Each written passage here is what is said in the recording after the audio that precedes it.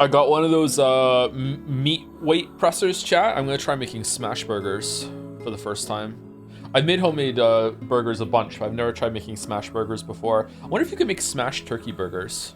You need tools to make smash burgers? I mean, you could probably do it with something from the kitchen if you wanted to improvise, but I don't know. I don't feel comfortable doing it with like a bottom of a plate or something like that. Like a tenderizer? No, a smash burger is you make a beef patty and you make it a little smaller than usual, and then you get something like heavy and flat, and you like drive it down into the pan or whatever you're cooking it on after you put it in there to make it as thin as possible. So you smash it down into the pan. I guess you could probably do it before putting it in the pan, but they don't. Typically, when I see people making recipes, they don't do that. They just put like a plumper patty into the pan and they smash it down. They have something to hold it down so it doesn't spread. No, I think you need the weight so it doesn't plump up, right? They can only do that for show. You can use a brick wrapped in paper. Do you think I just have a brick lying around? I think I would have a harder time getting a brick than a meat press. Who just has a brick? You got a name? I have a cinder block. That's too big for the pan. Use the bottom of a saucepan. I don't have a pan that's small enough to fit into my other pan. Oh, maybe the pot? It might stick, and you want to hold it down too so it doesn't plump up, right? I am standing by my meat press fucking investment. Do you know how many times I've cooked a steak and I had to stand there like a numpty with the tongs, like pressing the steak down after it's curled up a little bit after flipping it? That's why I use sous vide. What kind of cooking level do you think I'm on that I'm gonna fuck around with a sous vide? First of all, it's French, so I don't like it. Second of all, like, I don't know, it just seems unnatural to me. And then you have to fucking still put it in the pan afterwards to get a good sear. It's water, it's literally natural. It's putting your meat in a plastic wrap, then putting it in submerged water that's been boiled up to a controlled temperature and leaving it there for like fucking 30 minutes, dog. What do you mean? It's natural. The water part's natural, but like, do you know how much modern age space tech goes into this shit? What the fuck are you talking about? Not a clue.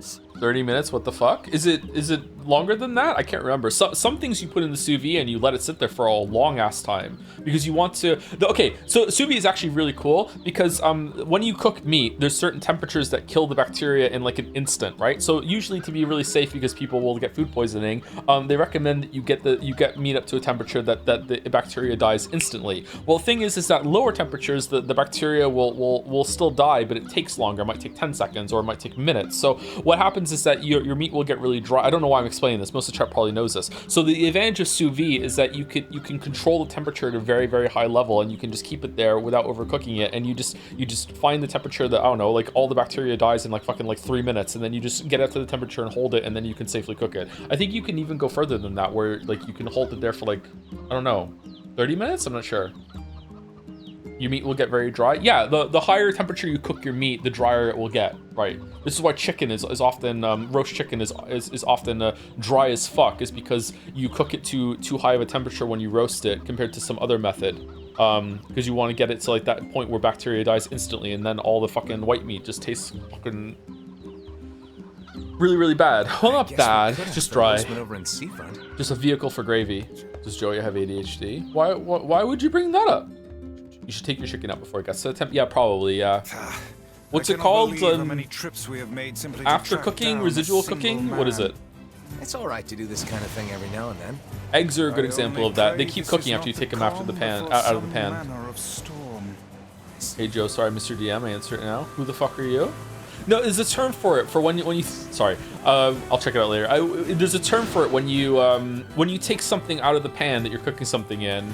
Just because you turn the heat off doesn't mean the cooking process is stopped. It'll continue to cook after the fact. Carryover cooking. That's the term. Thank you. This stream is like watching an unhinged Adam Ragusa video if he was Canadian. Well, thank you. I couldn't get my sticks right until I understood carryover. It's a really important part of cooking, and so people in chat are like, maybe I should be explaining the bacteria temperature fucking kill rate or something, because like I thought everyone would know it, and only 2 people knew it. It's a big part of cooking, yeah. If you go over there, especially with eggs. It's great when you're cooking something that has bacteria. You get a bunch of triple kills show up above your head. Joseph Anderson, killer bacteria. Are the European warm water drinkers gonna come at me now and tell me like, no, the bacteria, it's fine. In Europe, you can actually eat chicken raw. I don't know. We just build our chickens differently over here in Europe. You don't even need to cook the food. You just walk along and just pick a chicken off the ground and just fucking rip its head off and just chow down. It's just, Europeans are just so much more efficient than fucking people in Canada and America, I guess. You can't actually eat eggs raw? No, you can't. Maybe you can train yourself to eat eggs raw. Eggs from a bottle. Yes, you can. It's not recommended though. Like, it can be dangerous. Raw eggs are mostly safe. Mostly is doing a shit ton of heavy lifting in that sentence. I don't know, man. Meanwhile, if you actually cook an egg and some of the white is still runny, people will look at you and go, oh, okay, well, you risk your salmonella for it. Meanwhile, they're just downing fucking raw eggs in the back of their fucking truck. We sell chickens in a bag of their own raw blood inside their cavity. Whether we eat either of those raw, I won't say. I know the answer. It's no, because you'd be dead if you ate it. In the UK, chickens are vaccinated against salmonella, so in theory it's safer. No process is perfect, though. Are they really? I didn't know that. Anyway. Siri, are chickens vaccinated against salmonella in Canada? Yes. I don't know. I still wouldn't risk it though. There's something, it seems something kind of wrong about raw eggs. If you put them in something, what is it that bodybuilders do? Do they put them in some sort of alcohol to sterilize it? That probably doesn't work, right? Should I eat a raw egg? They had people eat an egg on Taskmaster recently, and it was like, who can eat the egg the fastest? And they were like, we don't recommend that you eat it raw, but if you want to, you can.